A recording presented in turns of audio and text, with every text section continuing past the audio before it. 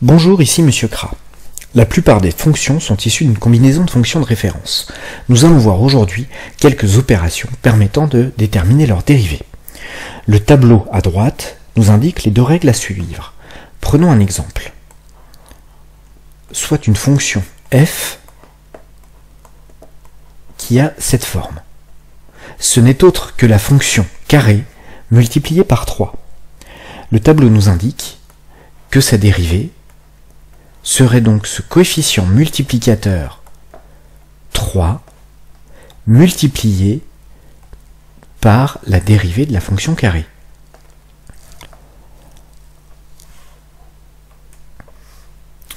Ce qui donne, lorsque nous simplifions, 6x.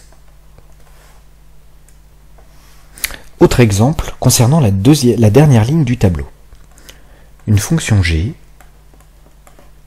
qui n'est autre que la somme des fonctions cube et carré.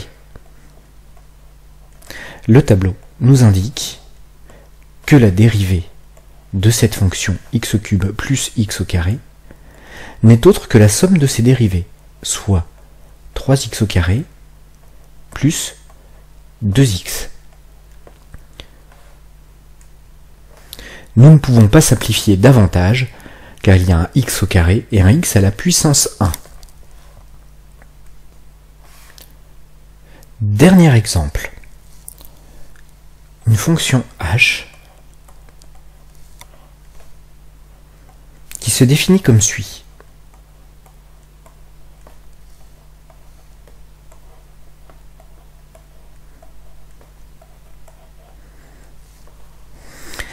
Sa dérivée, toujours notée par un prime,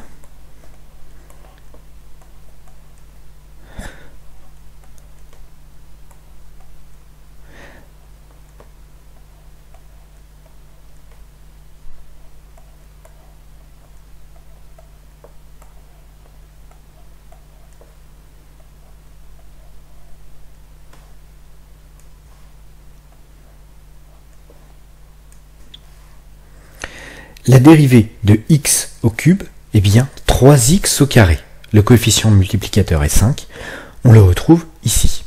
La dérivée de x au carré est bien 2x. Son coefficient multiplicateur est 4.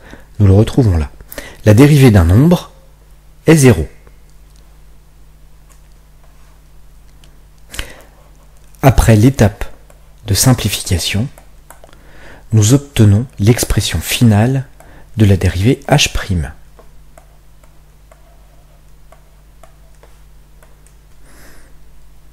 Surtout, il faut s'arrêter là. On ne peut pas additionner des termes contenant un x au carré avec des termes en x.